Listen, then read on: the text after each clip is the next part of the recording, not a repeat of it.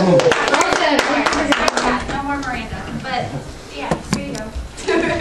What do you guys normally do with these things? What, meetings? I don't know, we converse with each other. Sorry, I really do apologize for being so late. I was with an artist in the studio in Bellevue.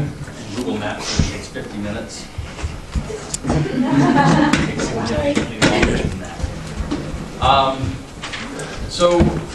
Well, I guess Corey told my assistant that basically what I do is start out by telling you guys how I got into this, and then we can like move on to questions and stuff. But, I guess my first job in the music business was probably when I was about 15. I started working as a stagehand. I actually went to boarding school in Newport, Rhode Island, and started working as a stagehand at the Newport Folk and Jazz Festivals. I mean, I think some of you guys know about the Newport Folk Festival. It's where Dylan went electric for the first time and all that. And so I started doing that, and it was that first year, honestly, that I figured out, you know what, I really do want to work in the music business, but I don't want to sweat. That's what it came down to, because getting, you know, standing in the back of an 18-wheeler at about 7:30 in the morning in August heat. If there's ever been a motivator to get in an office, that's it. So loved the music business, loved everything about it, and got to some cool experiences when I was, when I was doing that. Getting to sit side of the stage for Crosby, Stills and Nash was pretty memorable, and so I kind of wanted to figure out how I could continue with that. And so fast forward, I did that for a few years in the summers, and started working tech crew and all that stuff, but I really wasn't any good at it. So I went from there and went into college and started doing internships, did an internship at theater, and then moved on, and during the summer did an internship at what's now an 8,000 capacity amphitheater in Guilford, New Hampshire, right on the shores of Lake Winnipesaukee, called Meadowbrook. They do a lot of really cool shows every year. So it's sort of a marketing / everything kind of intern. And also that summer, an artist that I'd actually met at Newport needed help doing booking. And so I thought, I don't know anything about that, why not try it? And so the first show I ever booked was that artist who's no longer in the business anymore, but the first show I ever booked was her opening for John Hyatt, actually on Martha's Vineyard. And the second show I booked was her opening for Sugarland, which was during Sugarland's, I think it was during their second single. And so it just kind of grew from there. And that was all the year before I graduated from college. I went to Gettysburg College in Pennsylvania. I double majored in English and film studies, or as I like to call it, bullshit and overanalyzation. In my side of the business, the best thing you can do is be a good bullshitter. So you can come do things like this without preparing, obviously. So that was how I sort of started my senior year of college. Actually, for the first semester of it, I was living in Washington, D.C. I was full-time student, interning in the Senate at full-time, and booking this girl. And sort of halfway through that year, when I was back on campus in Pennsylvania, I really went sort of full tilt with it. I don't really remember my last semester of college at all, and it's not because I was partying. I'm probably the only person that can say that. I was just working all the time because I knew it was what I wanted to do, but I didn't really know how I wanted to accomplish it. So, fast forward, and I got out of college, and I still knew I wanted to do it somehow, but I didn't know how. So I stayed at home for a little bit with my parents, and continued to work, and kept working. And after a few months, a company in Nashville, a company called New Frontier Touring, took notice of what I was doing and offered to sort of take over my company. And so I would have been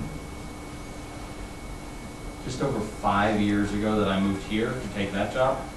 And I was there for a little bit longer than 2 years, and they book the Avett Brothers, and when I was there, we booked a whole bunch of, we had some country stuff, and now they do mostly like jam band rock stuff. It was a really good training ground in terms of the kinds of artists that they represent are the kind that tour about 280 days of the year and play 5-6 nights a week. So it was really grinding it out work. And then I got recruited away from there by Buddy Lee almost 3 years ago to the week.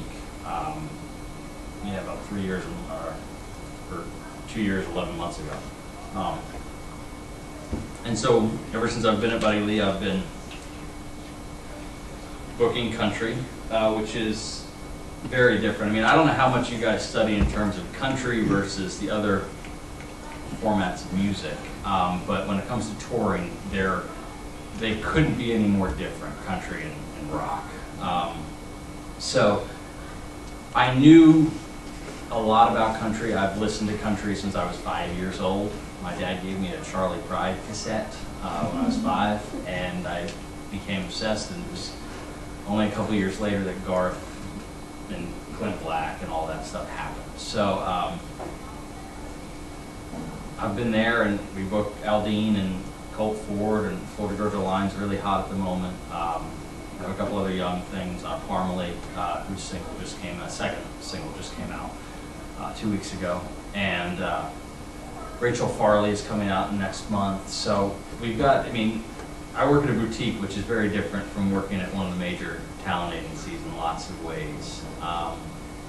But yeah, so I mean, can you guys tell me, because it's funny, I end up talking to a lot of college kids, more like Corey, you know, one-on-one in my office, and the one thing I sort of find as the commonality among all of you is you tend to not know a whole lot about touring, truthfully. Not trying to be offensive, but you don't know a whole lot about it, and everyone wants to work at a record label or in management. And it's kind of funny because we're one of the few parts of the business that's stable and makes money. So I'm always curious to know why college kids don't want to work in touring. So do you guys take a class in touring? How does it work?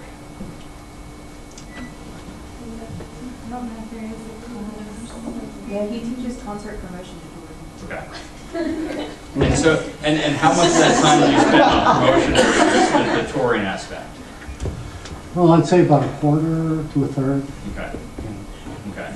So, when you guys, like, while you're here, do you guys know much about, like, deal structure, you know, how these things work? I feel like with the program itself, they go over it. They go over it and they kind of give you a blueprint of what to expect. But it's really up to the student really to go out there and learn it themselves. Like most of the students, like they'll learn it in class, but they don't apply it or they don't ever use it. So it's just kind of just goes from their mind. Gotcha. Once they finish the class, it's just gone. It's this abstract portion of the business. Could I say something? Yeah. I think that we're so close to Music Row and a lot of record labels. It's very sexy to say I'm working for a record label. You know, even if you're working for, you know, $18,000 a year, 30 hours a week, no benefits. Mm-hmm. But you know, obviously, artists are making the majority of their money from touring. Mm-hmm. But it's not sexy. Well, some days I would agree with that. Actually, probably 360 days I would agree with that. Yeah, I mean, my part of the business is different. Every agent is different in their style of how they like to work. So the basic overview for how agencies in Nashville works is each agent, we all work territorially. So I handle the Northeast. So on our roster currently we have about 34 artists. So for all 34 artists, I handle their business in the Northeast, which is Ohio, West Virginia, Virginia, North. I do also Ontario, Quebec, and the Maritimes. And so you do that, which takes a lot of your time. The rest of your time is by being what's called a responsible agent. So I'm a responsible agent for, I think, 8 artists right now, which means I handle their day-to-day office, their business within the office. So I'm their point person. And so that's where I get into dealing with managers and dealing with publicists and dealing with the artists. Now, every agent is different with how much, and also it's sort of it's up to how how the manager is with how much the agent talks to the artist. In my case, I talk to most of my artists on pretty much a daily basis. You learn pretty quickly when you're an agent. It doesn't take a manager long before they start taking credit for pretty much everything. So I tend to like to let artists know where money's actually coming from. So if I do something, I want the artist to know that I'm doing it. It's part of how an agent sort of protects their business. And there's a lot of stiff competition in Nashville. In terms of the current country music business, it's pretty much controlled by William Morris Endeavor, Creative Artists Agency, and us. There are a couple little offshoots, like Paradigm handles Toby Keith and Eli Young. They don't do much else in terms of country. They do a lot of stuff with Red Dirt and Texas music. They also do like Black Eyed Peas. They do some really big rock stuff. And then there are other agencies that do like heritage kind of country stuff that still makes a lot of money, but they're not on the charts, so it's not sexy. In fact, it's less sexy than what I do.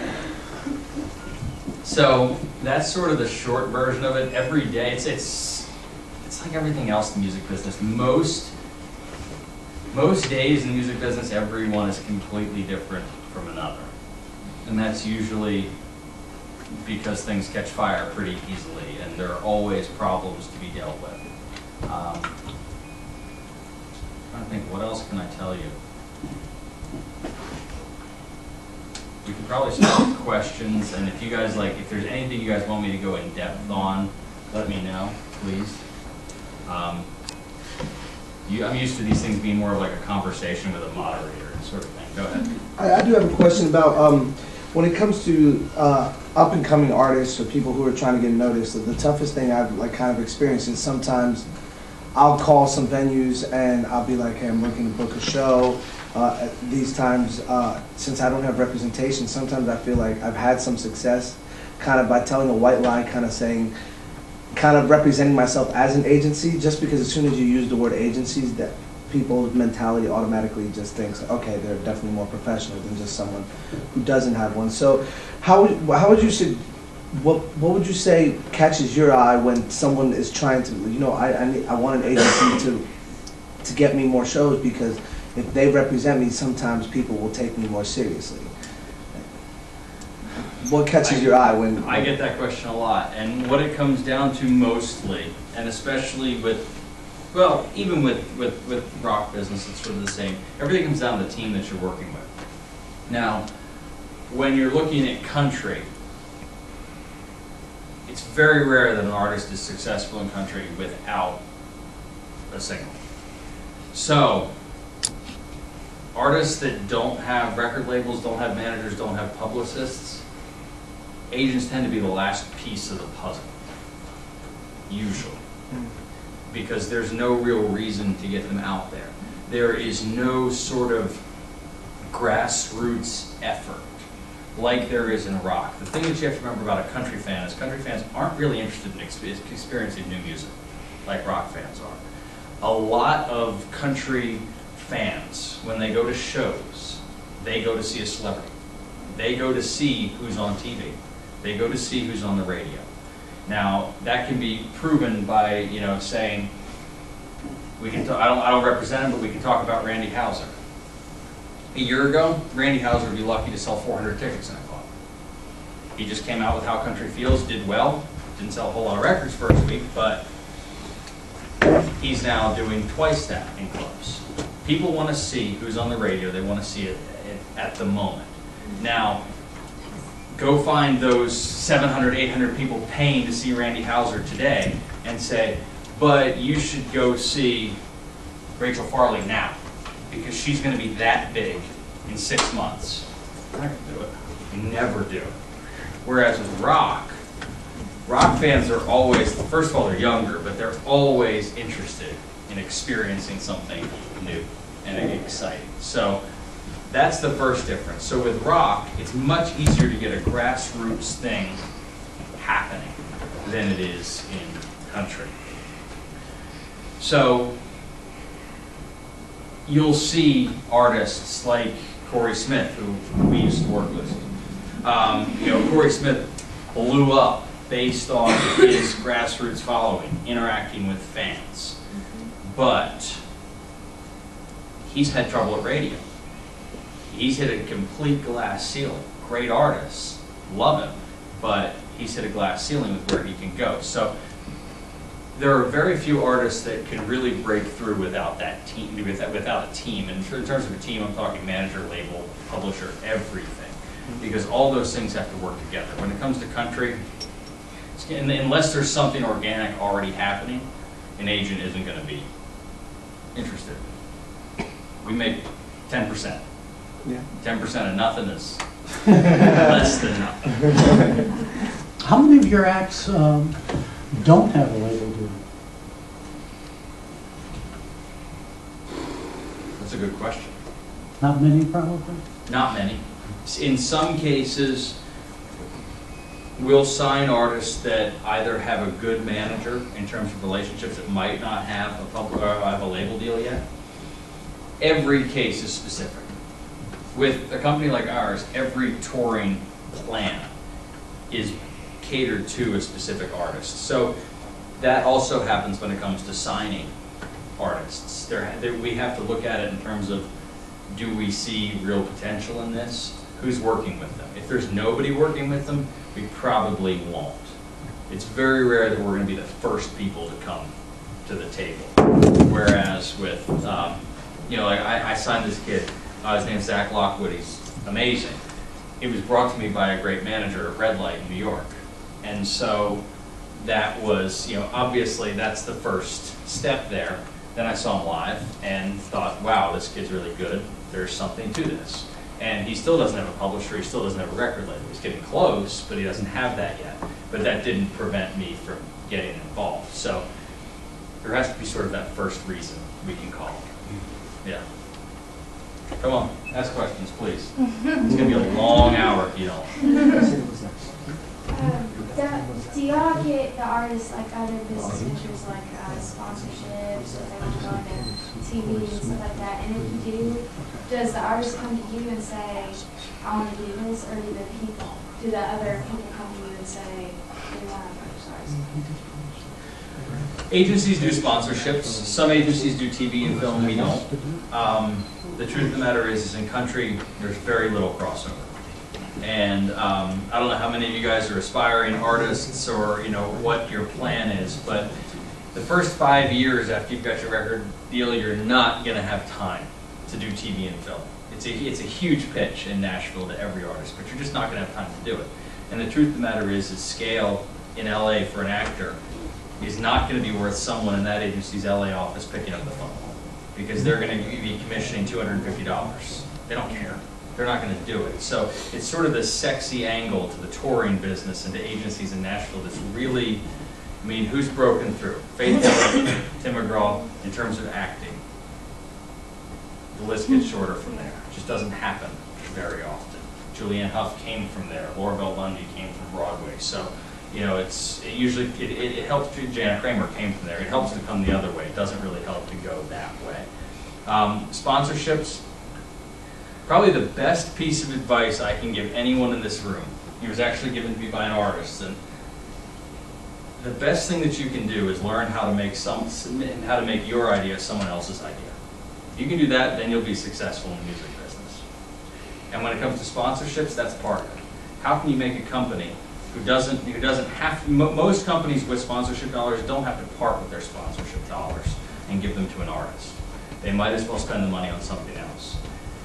How does it benefit them? You have to make it their idea. Just like anything else. Anything else in this business works that way. And so sponsorships, with the recession, there isn't as much money as there used to be. There just isn't. There are little deals that can be had. There are huge deals that can be had. But there really aren't a lot of them. There really aren't. And it's funny when you see it happen, because you'll find an artist who's, it seems to me, and maybe this is just judgmental, but 9 times out of 10, the young artists with sponsorship deals are excruciating. They're just not good. Occasionally there's one that's good. And what happens is usually that artist is their they are their own best PR man. And their brother or their dad's buddy has a lot of money and they can get a sponsorship that way. But 9 times out, those artists aren't very good. So there are some of those artists in the low end and there are artists on the upper end. You know, like Jeep will do something. Farmers Insurance does something pretty much every year. They've done flats, they've done Aldine, I forget. I think it's with Loop this year, I don't remember, but I think it's with Loop. There are some sponsorships out there, but they're really few and far between, at least the ones worth anything. For a booking agent, do you normally seek out a venue that you would want a client to play at, or is it more people coming to you and requesting one of your clients? Depends on how in demand the client is. Yeah. With a new artist, usually what we try and do is we try and look at that artist in terms of who they are musically and where they best belong in a market. So we can look at at New York, for example. Let's say that we've got this Texas red dirt artist who's great, but that's sort of where they lie in the whole pecking order of things. In New York, there are any number of people that you can go with. The obvious ones are Live Nation, AEG Live, and Bowery Presents. For a Texas red dirt artist, even though Live Nation is doing, well, in 2 weeks, Aldine at MSG, and that's and flats whenever they play the market and all that stuff, the best choice you could choose for that artist would be Bowery Presents. Bowery Presents does 80% of the red dirt stuff going through the market and thus has access to and knows who those ticket buyers are. So let's say you've got a more contemporary, contemporary country radio artist. Then it's a toss-up between AEG and Live Nation. So there are a million choices that you can make. What I try to do is I try and make it based on what kind of music is it and who's going to be easier to deal with and who's going to get it done faster. And so that's sort of the short version of it, but every artist is very, very different. You have to look at everything you're doing separately. We deal in volume. Managers can be way more specific, they make more money. We deal in volume, but I don't know if I answered your question. Got it. How do y'all go about picking the venue and making sure that enough tickets are going to be bought? And because like in my class we're talking about live entertainment, and my teacher said, if it's not full, that's like the worst representation you could have. How do you make sure that people are actually going to make that venue full? Like, do y'all have a certain system to go about figuring out? I don't sell the tickets. That's up to the artist and that's up to the promoter. You can help facilitate it. You can do everything, make sure that all the marketing materials are there, convince the artist to do whatever interviews might help. Sometimes shows just don't sell. Sometimes, I had a show fail miserably in Denver, but it was at a club and Dirks was at Red Rocks and Ronnie Dunn was at Grizzly Rose, and so it was sort of, my guy got screwed. But sometimes it's unavoidable. Sometimes it happens. But as far as, one of my early bosses in the business said, we don't sell the tickets. If you want us to do that, it'll cost you extra. So we just try and facilitate it, but that comes down to marketing, that comes down to having a publicist, and that comes down to a promoter knowing who their audience is and being willing to beat the streets in order to get people in the club. And if you have a good enough artist, what I found, if the artist is good enough, the promoter will apologize to you for not having done a good enough job. And that's the best way to go if a show's going to be. Does your company look for, like you said, all those different people are around or having shows around where you're trying to book the one? You try. Yeah. And in Denver, does your company, does it look Does it look for competition like that? Do you try to go for competition sometimes? Like, we know he's going to be here, we know she's going to be here. Let's put one of our guys there to see what happens and give some competition. Do you do that? If you've got the hottest thing, it doesn't matter what else is going on. But usually not. If someone else is there, it's funny. I was just having a conversation, I guess last week about lunch on Friday with an agent, and how competitive but less competitive Nashville is from New York and LA, even though most of the same companies are competing. But in New York and LA, that's going to happen a lot more. But in Nashville, in one way or another, unless an agent or a manager has a really bad history with an artist, they're not going to go out of their way to do that. I mean, the truth of the matter is there's only so many people that's going to go to a concert in a year's time, and so you don't want to try and create too much competition or pull so much money out of the marketplace at one time, which it doesn't benefit anyone really. If you're cannibalizing someone else's show. Occasionally it happens, but usually it's not on purpose. Come on. I was going to ask also, I know this probably doesn't happen in the country. I mean, there probably are music festivals, but like, you know, in the pop world or, like a festival like Bonnaroo or anything, would your agency actually contact the people that are booking for that show and say, hey, listen, we want to get our artists on this festival, or do mostly they have their own agency and then they contact all these? No, we usually talk to all the festivals just like everyone else does, but in the rock world, playing a festival is much cooler than it is in the country world. Yeah. To most country artists, see what country has that rock doesn't is the fairs. And so you've got these soft money dates all over the country where there are going to be a couple thousand people there, it doesn't matter who's on stage. So whereas with rock, they're either playing a festival or they're playing a club. Country happens to have this whole other realm. So it's funny, you sit down and you talk to a rock artist, and all they want to talk about is getting on tour and festivals. Whereas with country artists, all they want to talk about is getting on a tour and playing clubs, and we have so many more options than rock does. The festivals, I mean the Faster Horses Festival was just announced this morning. I don't have artists calling me saying, why am I not on there? If it was a new Bonnaroo that was announced, every one of my artists would have called me already. Because why am I not playing it? Or am I going to be on that? How's it look? So the festival world is very different, country to rock. But I think it's for that reason, the fairs. When you work at an agency, do you typically have to travel to these places that you're I working? travel a lot. Okay. Conferences, going to shows. I feel like way too much of my travel involves getting on a bus at midnight. I'd much rather fly.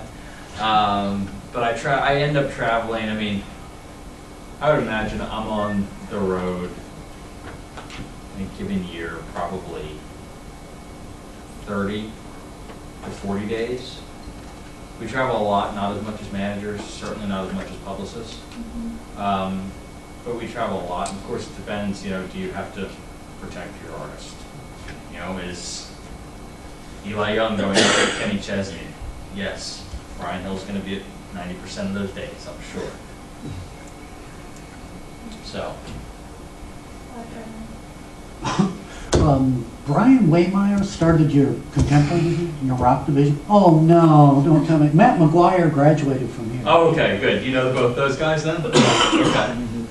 Good. I just thought Brian was going to try and embarrass me. I thought he got a message to you. Is that doing well? Sorry? Is that doing well? Brian left us to go back out on his own, which is how he started in this business. Matt is still plugging away. Oh, Has good. he done one of these yet? No. No? Okay, I'll talk to him.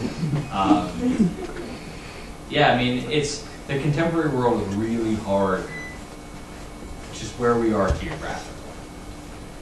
I would have to be constantly, if I really, I've got one sort of active contemporary artist, and he's unlike most artists, just personality-wise. So if I was going to really do it, I'd have to be in New York and LA probably once a month.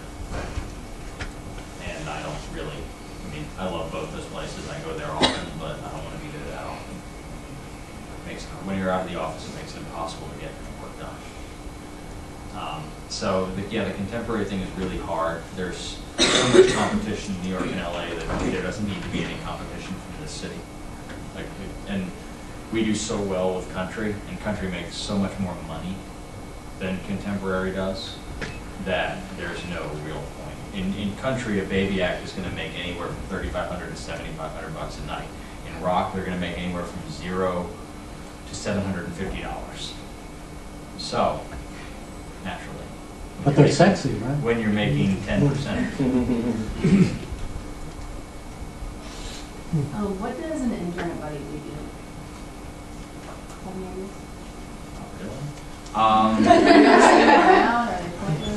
No, our interns are always doing stuff. But I think just, you know, an intern at Buddy Lee is no different from an intern at Sony or Vector. It matters how much you apply yourself and how much are you asking, what can I do, what can I do, what can I do? That is where you really start to learn. I think we probably have had a lot of interns who think they do nothing but data entry and think that's what the side of the business is. But I mean, it's really hard to find good interns. Really, really hard. Do you ever see any of your interns get hired, or are they always just semester long? We got one that just got hired. The girl who just started as our receptionist. Good. Yep. Like, when it comes to CMA, that's the CMA, like, your artists, or do you, like, try to get them, like, because they play different stages and they do different things. Like, Yeah, how do I answer this question? The CMA Fest, except for the majority of the stadium artists for CMA Fest are chosen really just chosen by Robert Deaton, who runs Deaton Flanagan Productions and music videos, but he's the producer. He also produces the CMA Awards and the CMA Country Christmas thing. So naturally, the artists chosen for those segments are the hottest possible at the moment. The rest of I'm trying to think of how I should put this. The rest of the stages are chosen by a committee of agents, and that I may or may not be a part of.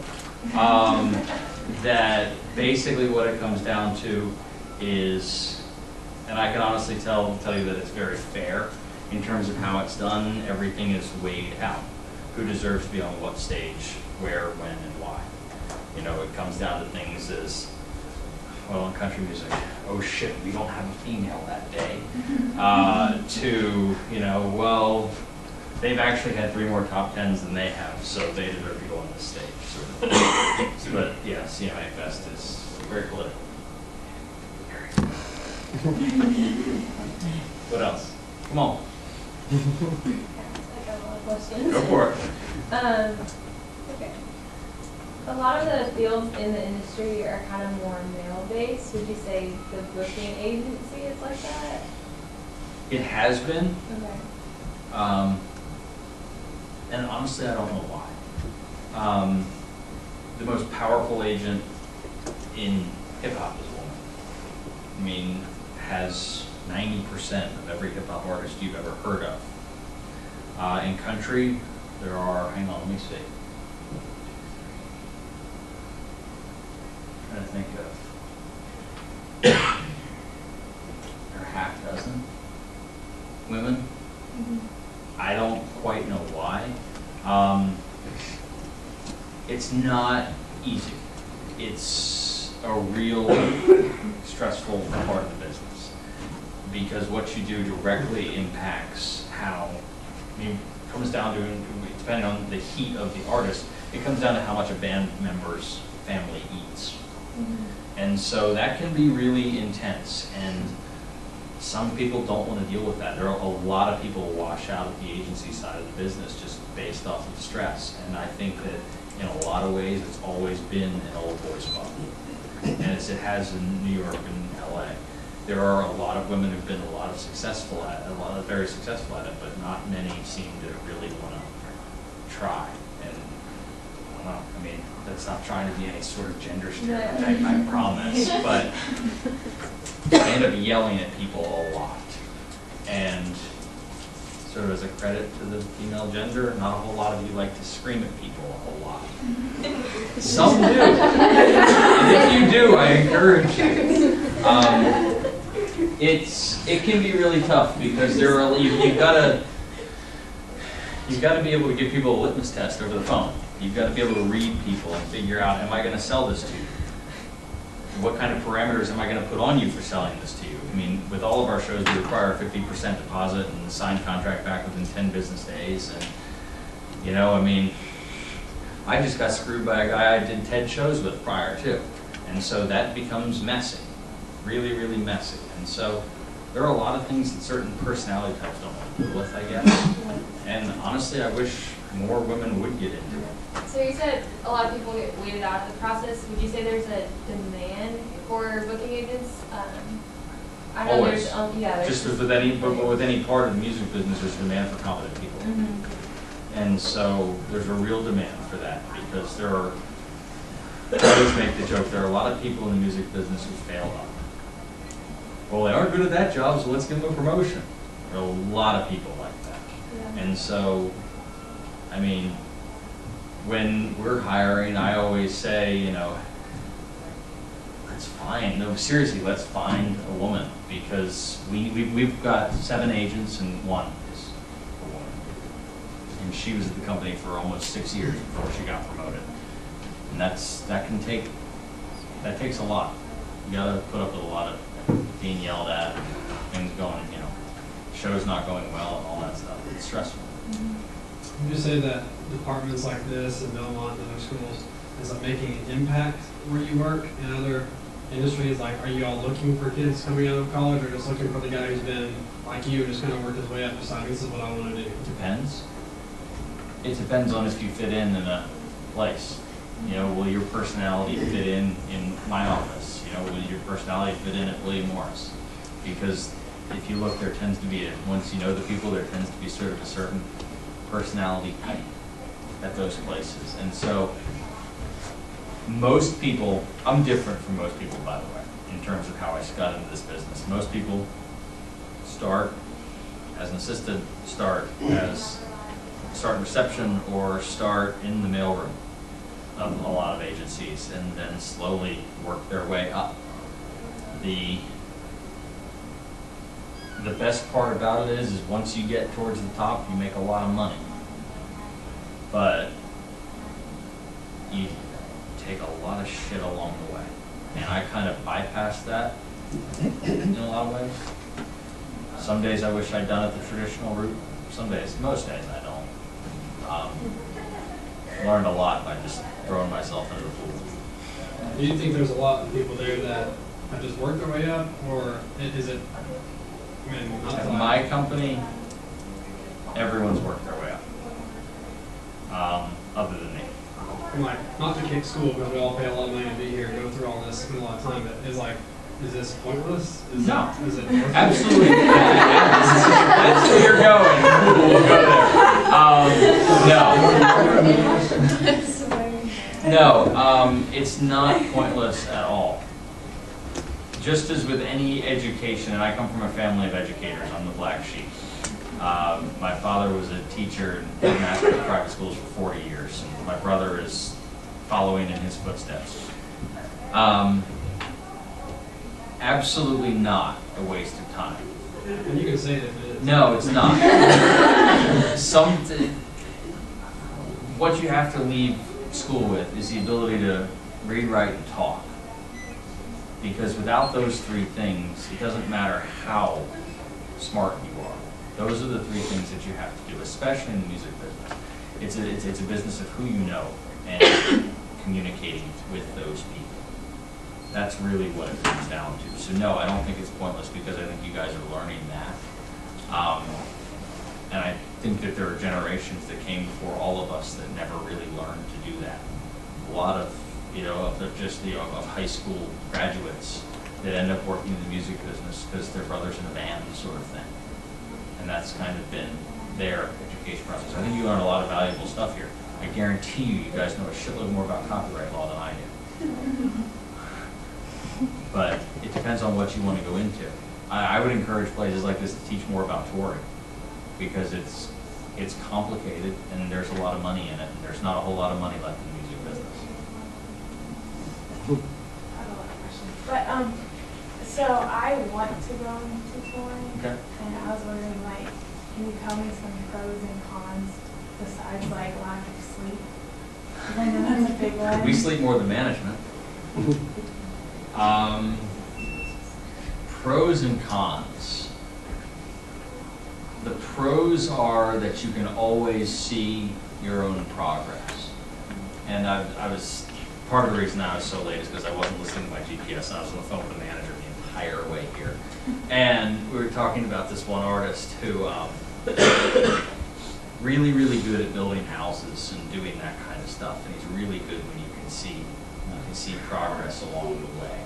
And I'm kind of the same way. When you're putting together a tour for an artist, you can see every step of the process and you can see the whole thing come together. I really like that. You know, when you put all the shows on sale at the same time and you see people buying tickets and that sort of thing, that's sort of a sense of accomplishment. Whereas I think with other parts of business, there can be sort of gray areas with what's success and what isn't. You know, the proper execution of a show is success.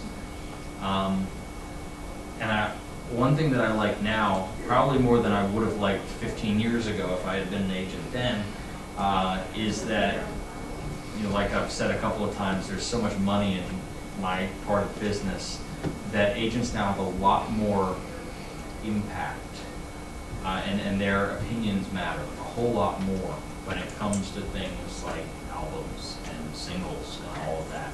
So you sort of have a way to influence the outcome of a larger project without having to do all the grunt work.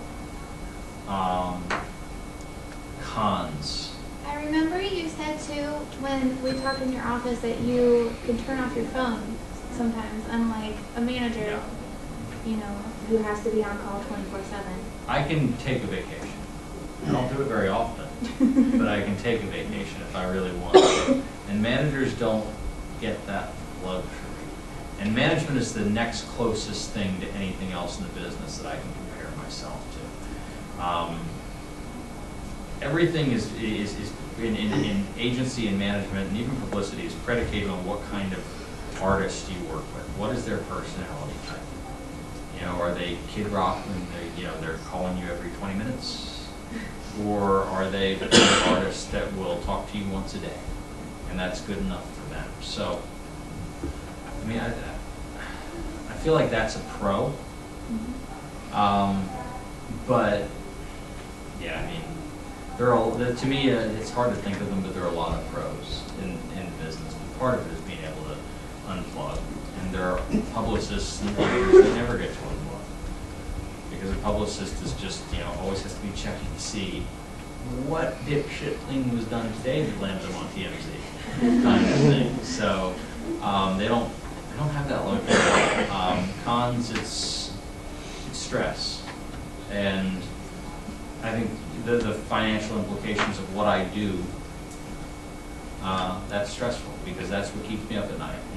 I have to fill, thinking that I have to fill a specific date on a specific artist, or that artist is going to make $500 off that trip rather than $5,000 that trip because I wasn't able to put another show with it. So that's the sort of things that keeps agents up at night. And when you've got 34 artists that you're thinking about, you wake up a lot. Would you agree that most artists make the overwhelming majority of their income from touring live? Yeah, I mean, they're just, with 360 deals and with everyone's hands in the pot, it's one of the last places. Now, thankfully, there are more 360 deals where they're taking less of the touring money, but royalties have gotten such where, you know, you never know truthfully know what you're making from ASCAP and BMI. There's just they're paying less than they used to. They haven't downsized their offices. They're paying the artists less than they used to. So yes, I think overwhelmingly that's where most of it's coming from. I can't give you a percentage. Wish I could. Is there a particular process into formulating like how long or how many dates go into the tour? Or is it just kind of a wing and how Yes. an artist is? Or? It depends on how much an artist wants to work, first of all. Now there are all sorts of different kinds of tours. You know, with Aldean's going to play about 70 shows this year. That's, you know, he played 75 last year, and he doesn't want to do any more than 70 this year. So that's part of what goes into it. A lot of it can go into what's an artist's history of market. You know, like if we went to Knoxville and Knoxville did 50% of the business that we did in Nashville, do we really need to go back to Knoxville next time? And if not, that's another one off the list. You know, a 40-day tour just went to 39 kind of thing. So every market is looked at in terms of SoundScan history, in terms of airplay history, you know, current airplay, current SoundScan. So, and also now with all sorts of social media stuff, you know, next big sound. Then another one. Do you have a lot of artists like calling you all the time and trying to have like big part into your booking, or are a lot of them happy for you to just take Some do. Yeah. Some do. I represent some really big pains in the ass. Yeah, some call all the time, some hardly ever call. But I try and communicate with them regularly, because when you don't, there's another agent calling. Because we don't really work with contracts, we work on handshakes, which is something that I actually like about the booking side of the business. Because if you're not working for someone and with someone, then they're going to fire your ass, and that's your fault. So how do you make sure that the artists want to continue to do business with you and don't want to go to William Morris or CAA? Keep them busy. Keep them busy, and, you know, keep communicating with them. If you're having trouble booking them, tell them why. Maybe there's something they can do differently. If an artist fires you because of, you know, something, a negative truth you told them, you can't worry about that. You can't. You have to be honest all the time.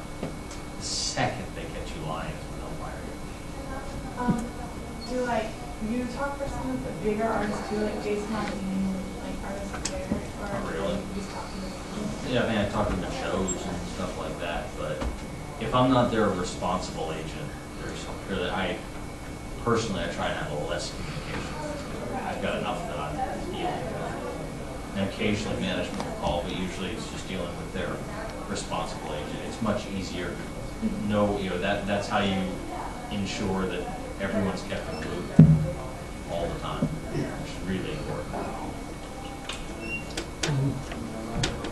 I'm just a visitor here. I'm not related to any of these things. Working in a different area. I'm just curious about all of my educated going into this business. Sorry, When you go ahead. When you sign artists, and you need to sign locations where you have these performances, and soon this whole thing turns into a flop. Who is responsible for the cost of all this? What role does Financial. what role does the Depends on the deal. Depends on how the it deal is depends on the structured. contract? Because most of the deals that we do are some form of guarantee, some sort of guaranteed compensation. And some aren't, some are all door deals, but if it's a door deal, it just means the artist is getting a percentage, whether it be before or after expenses are recouped by the venue. Mm-hmm. Then the artist is liable for the money. You know, if the whole thing just flops. But if not, you know, if an artist is supposed to make $10,000 that night, then they have to be paid $10,000, whether there are 5 people in the room I see. Okay. or 1,500 people in the room. Mm-hmm. Okay. We're talking about in his class, and touring and maintenance and all that kind of stuff. Talking about who to sue and who not to sue and all that. Okay, say you book based on the intensity in Knoxville, and he decides he wants to get drunk and not show up. Do you get sued for that? Or with the venue or him or his manager? It's in our contract, you can't sue us for a third party. So we're kind of removed right there.